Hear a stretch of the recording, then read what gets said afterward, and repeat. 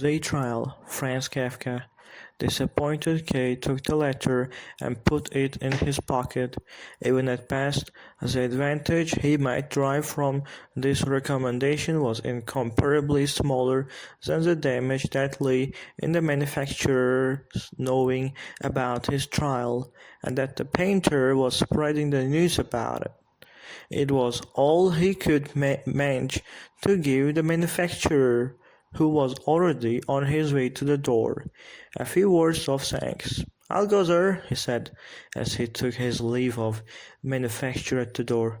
"Or, as I'm very busy at present, I'll write to him. Perhaps he would like to come to me in my office some time." "I was sure you'd find the best solution," said the manufacturer. "Although I had thought you'd prefer to avoid inviting people like this tutorially to the bank and talking about the trial here. And it's not always a good idea to send letters to people like tutorially. You don't know what might happen to them. But you're bound to have thought everything through, and you know what you can and can't do."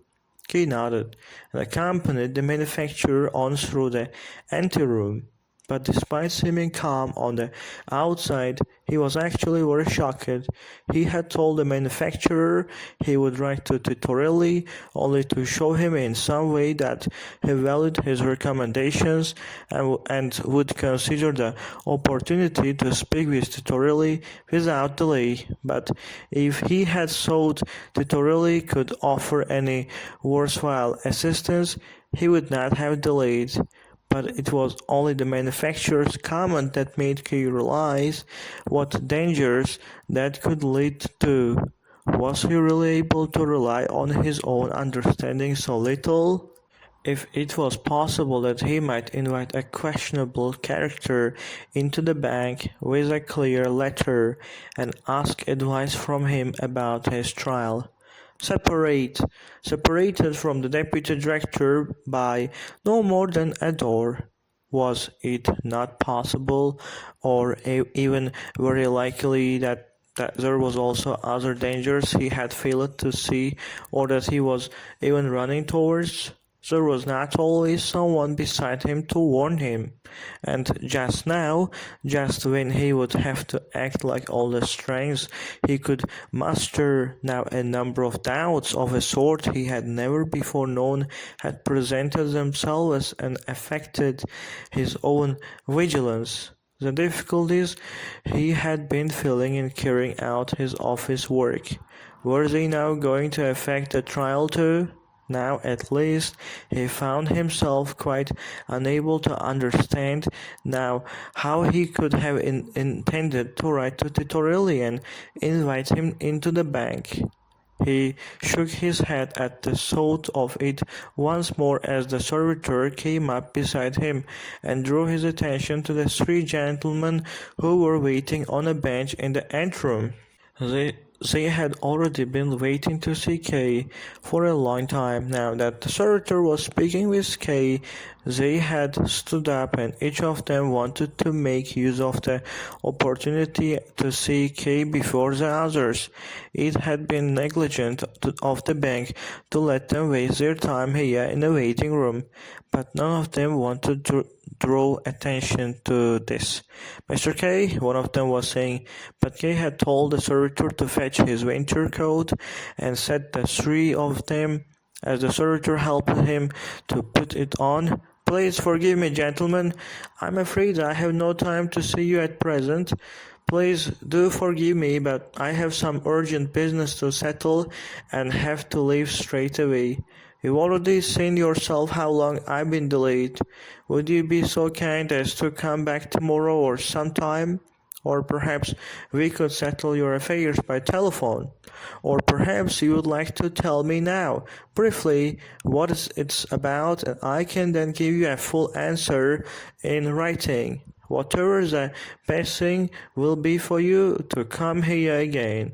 The gentlemen now saw that their wait had been totally pointless, and these suggestions of K's left them so astounded that they looked at each other without a word. "That's agreed then, is it?" asked K, who had turned toward the searcher, bringing him his hat. Through the door of K's office, they could see that snowfall outside had become much heavier. So K turned the collar of his coat up and buttoned it up high under his chin. So K turned the collar of his coat up and buttoned it up high under his chin. Just then the deputy director came out of the adjoining room, smiled as he saw K negotiating with the gentleman in his winter coat, and asked, "Are you about to go out?"